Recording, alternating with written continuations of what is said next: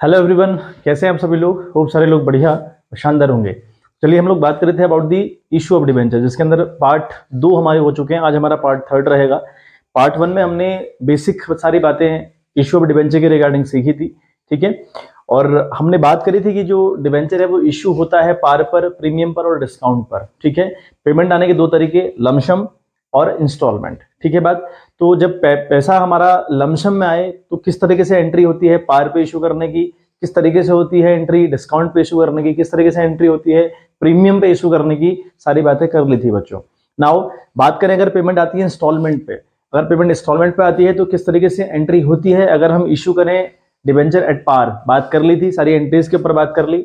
अगर हम इशू करें प्रीमियम पर तो किस तरीके से एंट्री होगी उसके ऊपर भी हमने बात कर ली। तो आज हमारा मामला रहेगा, पेमेंट हमारी आएगी विद द इंस्टॉलमेंट और हम अपना डिबेंचर इशू कर रहे होंगे डिस्काउंट पे। तो छोटी सी बात रहेगी, मुश्किल से 15 से 20 मिनट की वीडियो होगी, उसके अंदर हमारा ये डिस्काउंट वाला टॉपिक निपट जाएगा, ठीक है। चलिए क्वेश्चन आप देखें, क्वेश्चन आपकी स्क्रीन पर अवेलेबल है बच्चों। क्वेश्चन आपसे कहता है कि लेलेक्स limited issued 12,008% debenture of ₹100 each, ठीक है, बहुत इंपॉर्टेंट बात है। at a discount of 5%, payable 25% on the application, 20% on the allotment and the balance after 3 months past journal entry। हमें एंट्रीज पास आउट करनी है, ठीक है। बहुत सिंपल सा क्वेश्चन, एक ही क्वेश्चन से आपको समझ में आ जाएगा। स्पेशली आपको सिखाना ये चाह रहा हूं कि अगर हम डिबेंचर इशू करें डिस्काउंट पर, पेमेंट की कंडीशन हो ऑन द इंस्टॉलमेंट, तो हमने किस तरीके से एंट्री करनी होती है। सिंपल सी आपको बात सीखनी है, अदरवाइज तो बहुत ज्यादा कॉम्प्लिकेटेड टॉपिक नहीं है, बहुत ज्यादा डिफिकल्ट टॉपिक नहीं है, ठीक है बात। चलिए एक बार क्वेश्चन ब्रेक करते समझते हैं। एक रिलायंस लिमिटेड है जो 12,000 डिबेंचर इशू कर रही है, विच इज 8% डिबेंचर। 8% डिबेंचर का मतलब हुआ कि इन डिबेंचर पर आपको 8% के हिसाब से इंटरेस्ट दिया जाएगा, ठीक है बात। इसको हम कूपन रेट भी कहते हैं, विच इज वेरी इंपॉर्टेंट, एक नंबर का क्वेश्चन बन सकता है। देन ऑफ ₹100, ये डिबेंचर होगा 100 रुपए का एट 5% डिस्काउंट। बहुत इंपॉर्टेंट, हम 5% डिस्काउंट अलाउड करेंगे। डिबेंचर अल्टीमेट लेवल पर 100 रुपए का है, लेकिन उस पर 5% का डिस्काउंट दिया जाएगा। तो अगर हम 100 का 5% निकालें तो आता है 5 रुपया। तो डिबेंचर पर हम 5 रुपए डिस्काउंट दे रहे हैं। पेमेंट कैसे आ रही है, 25% ऑन दी एप्लीकेशन। अब 100 का 25% कितना बच्चों, 25 रुपये हुआ हुआ।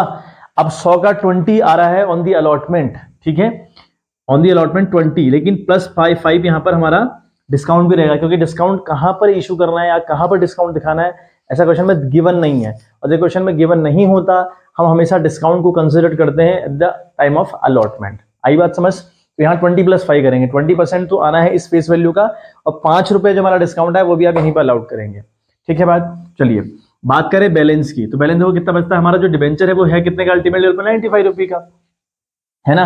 95 का हम बेचेंगे, लेकिन हमारी जो पेमेंट रहेगी वो देखो किस तरीके से होगी, 25 25 50 हो गया। 25 यहाँ पर है, 25 यहाँ पर है, तो 50 रुपये तो हो गए। अब कितने रहे हमारे, हमारे रहे 50 रुपये। 50 रुपये यहाँ आने वाले हैं, ठीक है बात। यहां पर बात रहेगी 20 + 5 की, मतलब हम सामने वाले को 25 से मालिक बनाएंगे, लेंगे उसे 20 रुपए, लेकिन उसे मालिक हम 25 रुपए से बना रहे होंगे, ठीक है। चलिए पहली एंट्री हम लोग करें। अगर अपनी एंट्री, पहली एंट्री हम लोग देखें बच्चों, तो हमारी पहली एंट्री होगी bank account debit, which you know very well कि हम बैंक अकाउंट डेबिट करते हैं, ठीक है।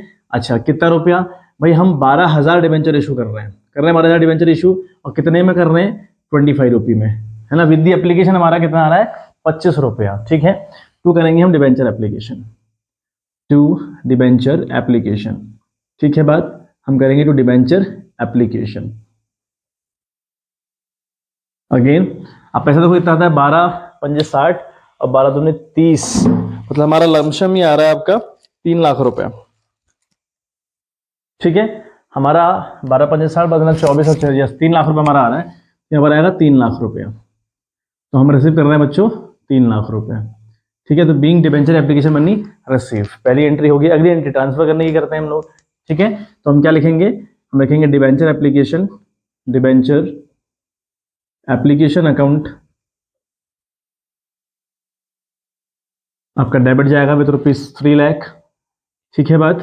और 8% डिबेंचर है, तो 8% डिबेंचर में इसको ट्रांसफर कर देंगे हम लोग। तो यहाँ पर लिखेंगे being debenture application money transfer to debenture account, ठीक है बात। ये 3 लाख की बात हो गई। तो सिंपल सी बात हो गई, एप्लीकेशन का पैसा रिसीव किया और उसे डिबेंचर अकाउंट में ट्रांसफर भी कर दिया बच्चों, ठीक है बात। चलिए अगली बात, अब आप बारी आती है अलॉटमेंट की। तो अलॉटमेंट की अगर हम बात करें तो थर्ड एंट्री हम करेंगे, देखो डिबेंचर अलॉटमेंट अकाउंट डेबिट करेंगे ना। जब भी हम डिबेंचर का जो अलॉटमेंट वाला मामला है वो ड्यू करेंगे तो डिबेंचर अलॉटमेंट अकाउंट डेबिट लिखेंगे।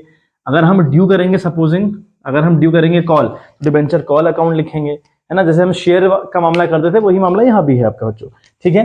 तो डिबेंचर अलॉटमेंट अकाउंट डेबिट हुआ, समझ में आ रही बात।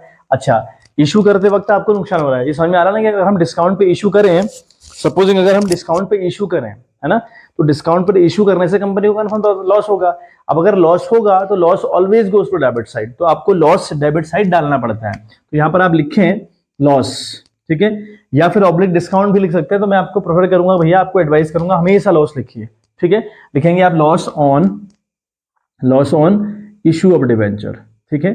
डिबेंचर को इशू करते वक्त आपको लॉस हुआ, loss on issue of debenture account debit करेंगे टू 8% डिबेंचर।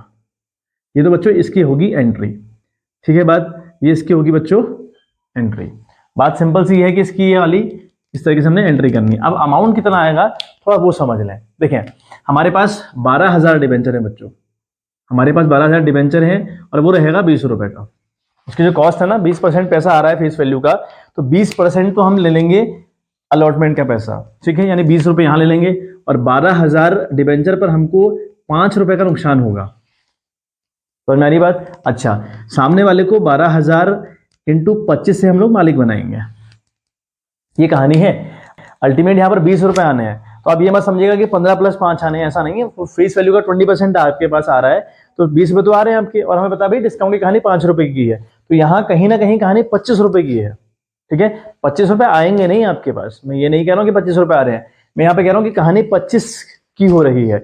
20 रुपए का आपका वो डिबेंचर कॉस्ट रहेगा, 5 रुपए आप डिस्काउंट इशू करेंगे, मालिक आप सामने वाले को 25 से बनाएंगे। जैसे मैं आपको यहाँ बता रहा हूँ, डिबेंचर अलॉटमेंट अकाउंट 12,000 डिबेंचर 20 रुपए का, है ना। इशू लॉस ऑन डिबेंचर कितना आपको हुआ भाई, 12,000 पे आपको 5 का लॉस हुआ, लेकिन आप सामने वाले को मालिक बनाएंगे 25 रुपए से, तभी तो आप डिस्काउंट पे इशू कर रहे हैं। जब सामने वाले को 25 रुपए का मालिक बनाएंगे और आप लेंगे उसे 20 रुपए, तभी तो आपको 5 का नुकसान हुआ ना, वही तो कहानी है। तो 12 इंटू 20 हम करें तो होता है 2,40,000 रुपए, ठीक है। ये होता है आपका 2,40,000 रुपए, 12 पंजे 60, ये आपका 60,000 होता है, और ये आपका हो जाएगा 25 और 12 3 लाख रुपए, ये आपका हो जाएगा बच्चों 3 लाख रुपए। मैं ये बता दे रहा हूँ, ठीक है, तो 3 लाख रुपए आपका हो जाएगा। आई बात समझ में? तो बहुत सिंपल सा मुद्दा हुआ। वैसे डिस्काउंट की एंट्री किस तरीके से होती है मैं आपको सिर्फ इतना सिखाना चाह रहा था, ठीक है। चलिए, चौथी अगर हम बात करें तो हम पैसा रिसीव करेंगे बैंक में, तो हम लिखेंगे बैंक अकाउंट डेबिट, है ना, बैंक अकाउंट डेबिट करेंगे। अब हम 3 लाख थोड़ी रिसीव करेंगे, हमने अलॉटमेंट ड्यू किया है 2,40,000 रुपए से, 2,40,000 रुपए हमारे पास आएगा, है ना। हमने सामने वाले को मालिक बनाया है 3 लाख रुपए से, और लिए उसे 2,40,000 रुपए हैं, तभी तो हम 60 का लॉस दिखा पा रहे हैं, ठीक है बात। तो बैंक अकाउंट डेबिट करेंगे टू डिबेंचर अलॉटमेंट, है ना, टू डिबेंचर अलॉटमेंट अकाउंट, ठीक है, 2,40,000। यहाँ पे आप लिख देंगे बीइंग अलॉटमेंट मनी ड्यू, यहाँ पे लिख देंगे बीइंग अलॉटमेंट मनी रिसीव्ड। बात करें 5वीं एंट्री की, आखिरी जो हमारी है ना, यहाँ पे एप्लीकेशन हमारा था और अगले वाले में अलॉटमेंट। अगला हमारे पास बैलेंस कह रहा है कि कॉल पे आएगा, that will be our first and final call, होगी ना फर्स्ट एंड फाइनल कॉल, ये हमारी जो पहली कॉल होगी, that will be also a last call. तो हम लिखेंगे first and final call account debit, ठीक है, हम लिखेंगे debenture first and final call, ठीक है, debenture first and final call account debit हम लोग करेंगे। अच्छा, कितने से भाई, 12,000 डिबेंचर आपके हैं, और वो होगा कितने का बच्चों, 50 रुपए का, तो 12 पंजे 60, यानी हमारे पास आएंगे 6 लाख रुपए, हम डेबिट करेंगे 6 लाख रुपए से। क्लियर है बात, हम डेबिट करेंगे 6 लाख रुपए से, करेंगे ना 6 लाख रुपए से। अच्छा चलिए, अब बात करते हैं, तो for debenture first and final call account debit किया आपने, टू लिखा आपने 8% डिबेंचर अकाउंट, ठीक है, आपने लिखा 8% डिबेंचर अकाउंट, सेम कहानी से क्रेडिट होगा विद ₹6 लाख, ठीक है बात। अब कहानी है, हम पैसा रिसीव करने की बारी करेंगे, अगली हमारी जो छठी एंट्री हो, तो हम पैसा रिसीव कर लेंगे। वाला लिखेंगे बैंक अकाउंट डेबिट, है ना, bank account debit with ₹6 lakh and to debenture first and final call account, credit आप करेंगे विद ₹6 लाख। आ रही बात समझ में? बस सिंपल सा मुद्दा जाता है। यहाँ पे लिखेंगे being debenture first and final call due, और यहाँ पे लिखेंगे being first and final call money received. बस सिंपल सी बातें हो गई। बस आपको बच्चों मैंने सिखाना सिर्फ इतना चाह रहा था कि पैसा अगर इंस्टॉलमेंट पर आए तो हम loss on issue of debenture किस तरीके से दिखाते हैं, ये आपको सिखाना चाह रहा था। आई होप आपको समझ में आ गया होगा। एक बार स्क्रीनशॉट ले लें, आज की क्लास को हम फिर सम ऑफ करें, क्योंकि टॉपिक हमारे पास अगली बार नया चलेगा। बहुत छोटी सी वीडियो होगी, मैंने आपसे कहा था 10-20 मिनट लगेंगे, तो यहाँ पे मैक्सिमम हमें सिर्फ 10 मिनट लगे, ज़्यादा टाइम लगा नहीं। ठीक है, तो आई थिंक इनफ है इतना समझने के लिए, क्योंकि डिबेंचर में बहुत बड़ा इशू नहीं है। हमने प्रीमियम पर किस तरीके से इशू करते हैं सीख रखा है शेयर के चैप्टर में, और किस तरीके से हम अगर पार पे इशू करें तो किस तरीके से हम एंट्री करते हैं शेयर में, वही एंट्री रिपीट होती है डिबेंचर के रिगार्डिंग। बट हाँ, थोड़ा सा डिस्काउंट वाला मामला थोड़ा सा अलग हुआ, तो हमने सीख लिया। हमारा जो टॉपिक चलेगा वो चलेगा कंसिडरेशन अदर देन कैश वाला टॉपिक, जो कि हमने शेयर वाले में पढ़ा हुआ है। बहुत तरीके से मैंने चार्ट में इवन एक्सप्लेन किया था, बहुत तरीके से।